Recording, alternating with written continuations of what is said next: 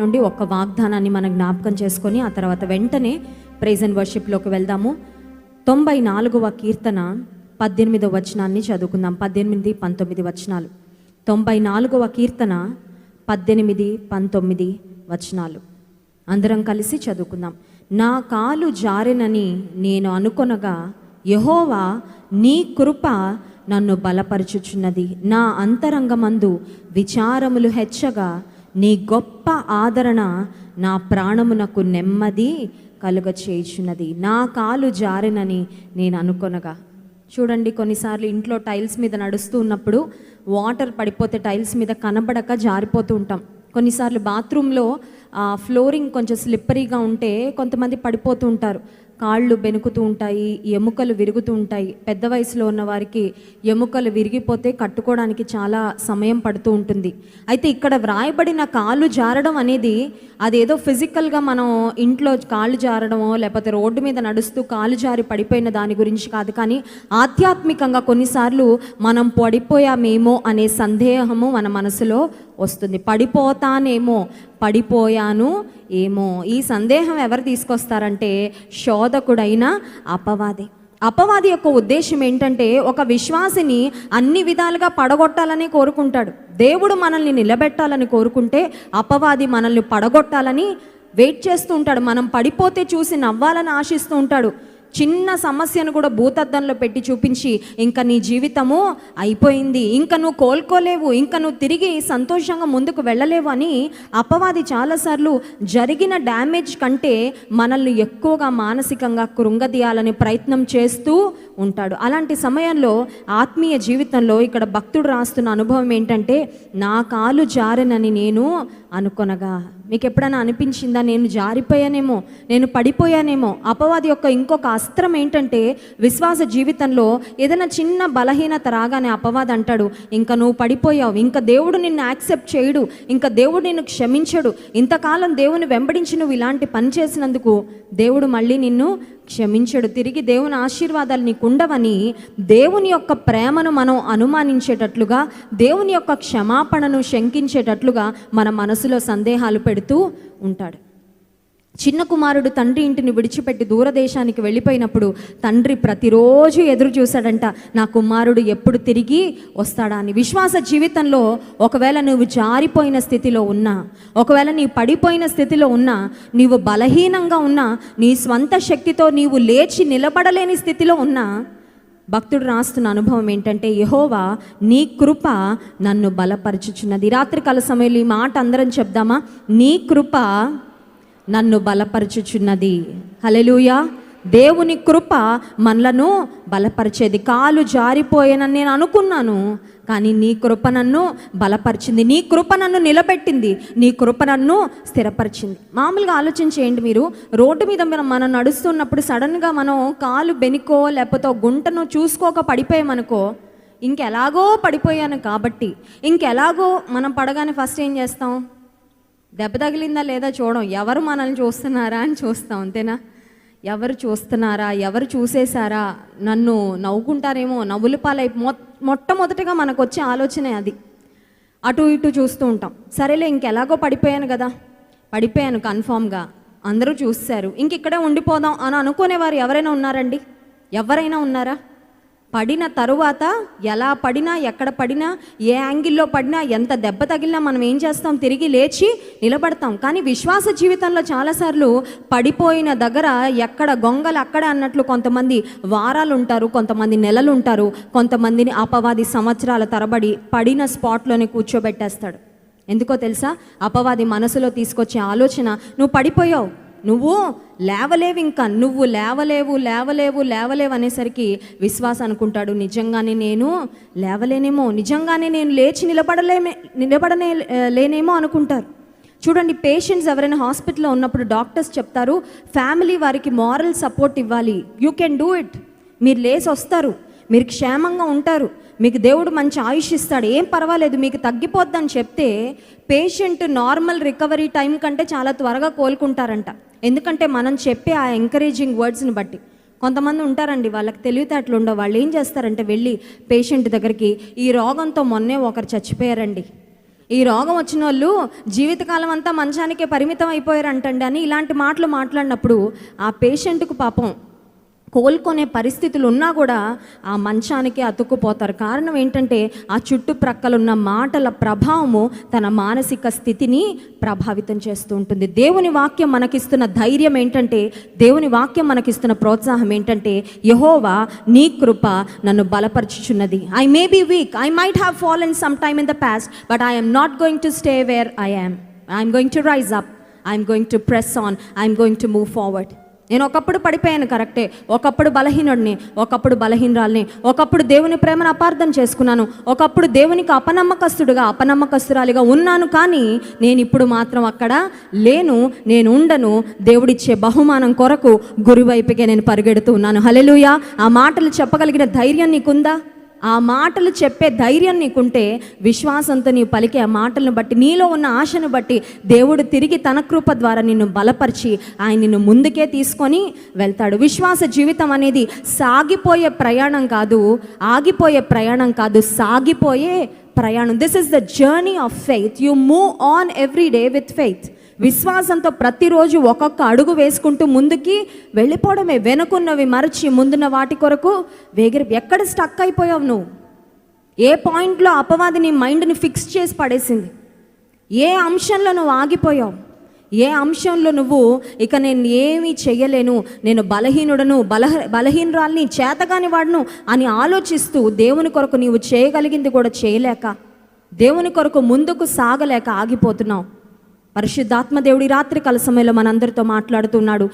నా కాలు జారెనని నేను అనుకున్నాను, కానీ యెహోవా నీ కృప నన్ను బలపరచుచున్నది. ఆ తర్వాత నా అంతరంగమందు విచారములు హెచ్చగా, నీ గొప్ప ఆదరణ నా ప్రాణమునకు నెమ్మది.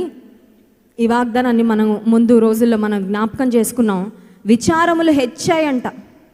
చూడండి, బాడీలో ఇన్ఫెక్షన్ బాగా పెరిగితే యాంటీబయాటిక్స్ ఇంకా పెంచిస్తాడు డాక్టర్, అవునా కదా?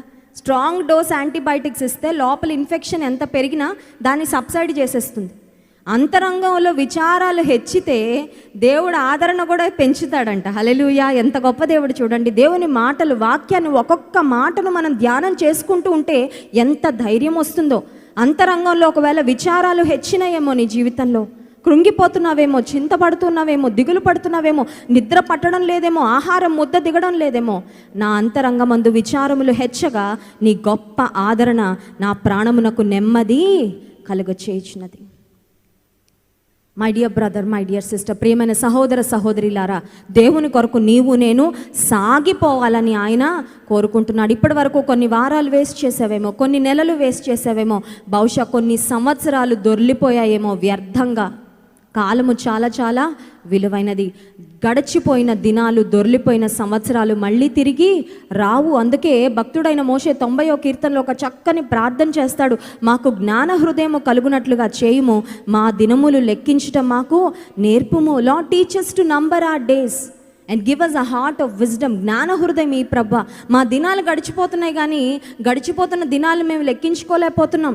గడిచిపోతున్న దినాల లెక్క మాకు తెలుసు, కానీ ఇంకా మాకు ఎన్ని దినాలు మిగిలిన్నాయో మాకు తెలీదు. ఎవరికైనా తెలుసండి? బర్త్డే రాగానే 12th బర్త్డే అయితే 12 into 365 days వేసి ఇన్ని రోజులు గడిచాయి మా కుమారుడి జీవితంలో, మా కుమార్తె జీవితంలోని ఖచ్చితంగా ఒక లెక్క చెప్పగలం. అయిపోయిన దినాలు మనకు తెలుసు, కానీ మిగిలిన దినాలు మనకు ఎవరికైనా తెలుసా?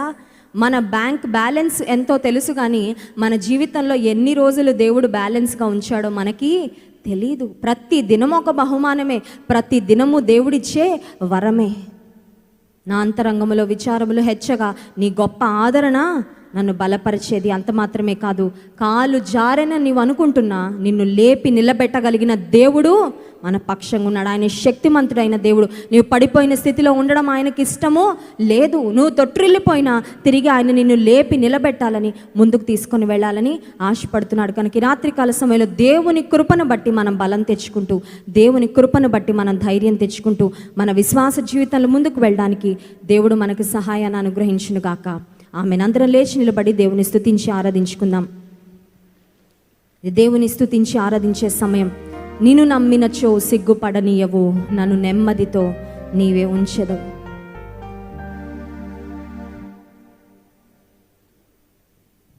పాట ప్రతి ఒక్కరం ధ్యానపూర్వకంగా పాడుతూ ఆ ఆపత్కాలంలో నమ్ముకొనదగిన సహాయకుడు, నా ప్రతి పరిస్థితిలో నన్ను లేవనెత్తయ్యా, నాకు నీవే దిశానిర్దేశం చేయి, నా ప్రతి అడుగు నీవు నడిపించని దేవుని సన్నిధిలో ప్రార్థన పూర్వకంగా ఈ పాటను పాడదాం.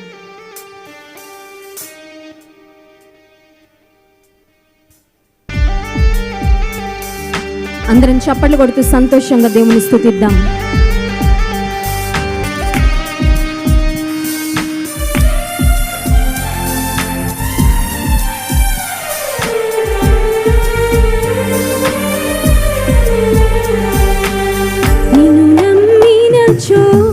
సిగ్గుపడనీయవు, నన్ను నెమ్మదితో నీవే ఉంచెదవు. నిన్ను నమ్మినచో సిగ్గుపడనీయవు, నన్ను నెమ్మదితో నీవే ఉంచెదవు. ఆపత్కాలమున నమ్ముకొనదగిన, ఆపత్కాలమున నమ్ముకొనదగిన యేసు నీవే ఆధారము, యేసు నీవే నా ప్రాణము, యేసు నీవే నాకు ఆధారము, యేసు నీవే నా ప్రాణము. నిన్ను నమ్మినచో సిగ్గుపడనీయవు, నన్ను నెమ్మదితో నీవే ఉంచెదవు.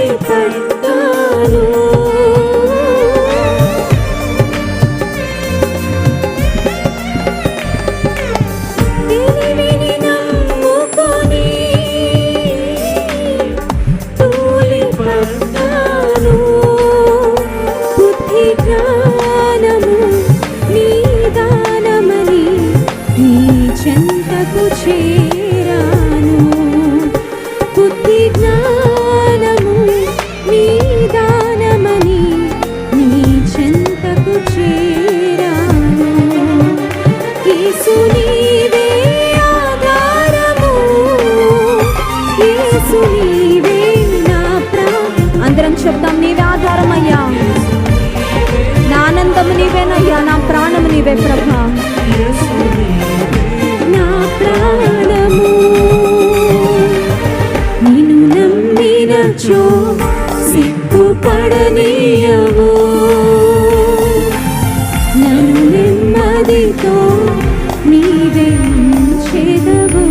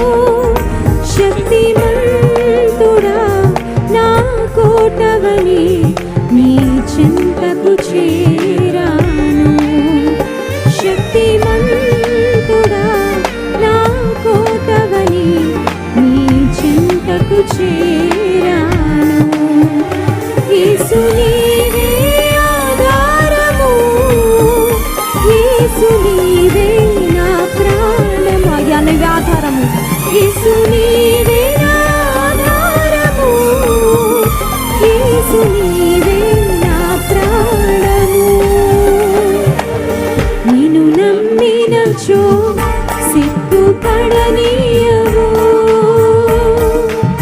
నన్ను నెమ్మదితో నీవే ఉంచెదవు. నిన్ను నమ్మినచో సిగ్గుపడనీయవు. నన్ను నెమ్మదితో నీవే ఉంచెదవు. ఆపత్కాలమున నమ్ముకొనదగిన, ఆపత్కాలమున నమ్ముకొనదగిన యేసు నీవే ఆధారము. యేసు నీవే నా ప్రాణము. యేసు నీవే ఆధారము. యేసు నీవే. ప్రతి ఒక్కరం ఎలుగెత్తి చెప్తాం, నీవే ఆధారమయ్యా. యేసు నీవే ఆధారము. యేసు నీవే నా ప్రాణము. యేసు నీవే నాకు ఆధారము. యేసు నీవే నా ప్రాణము. హల్లెలూయా. గట్టిగా చప్పట్లు కొట్టేసేకి మహిమ చెల్లిద్దాం. నిన్నే నిన్నేనే కొలుతున్నయ్యా, నీవే నీవే నా రాజువయ్యా. నా రాజు అని చెప్పినప్పుడు రాజును ఏ విధంగా దేశ ప్రజలు అన్ని విషయాల్లో గౌరవిస్తారో, రాజు మాటను ధిక్కరించరో, మన జీవితంలో కూడా దేవుని రాజుగా పిలుస్తున్న మనం ఆయన రాజరికానికి, ఆయన మాటకు విధేయత చూపిస్తూ అన్ని విషయాల్లో ఆయనను ముందు పెట్టినప్పుడు మనల్ని కూడా అన్ని విషయాలు ఆయన ముందే ఉంచుతాడు. హల్లెలూయా. నిన్నే నిన్నేనే కొలుతున్నయ్యా, నీవే నీవే నా రాజువై.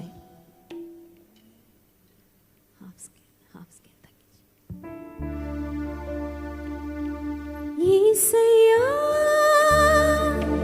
యేసయ్యా, యేసయ్యా, యేసయ్యా, యేసయ్యా, యేసయ్యా, యేసయ్యా, యేసయ్యా.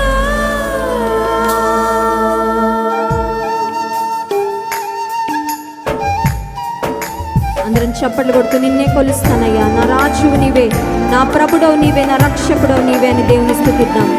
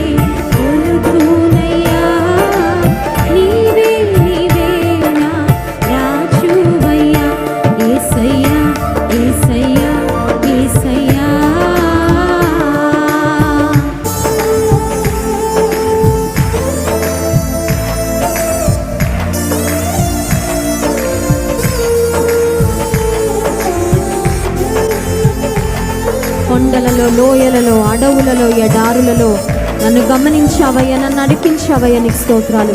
అన్ని స్థితులలో, అన్ని పరిస్థితుల్లో నీవు చాలిన దేవుడో వందనాలు.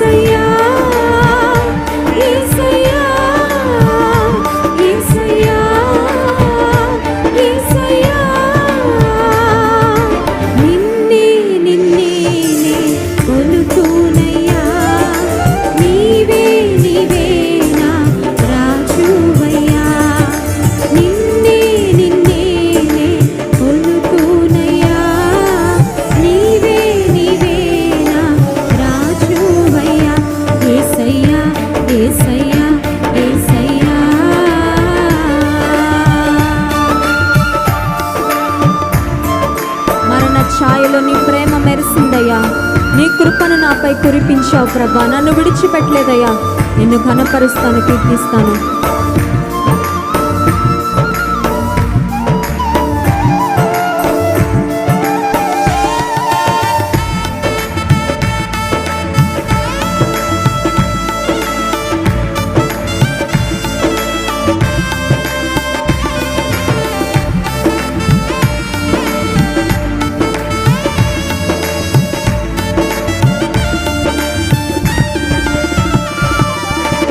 మరణ ఛాయలో మెరిసిన నీ ప్రేమ, నలిగిన బ్రతుకున కురిసిన నీ కృప.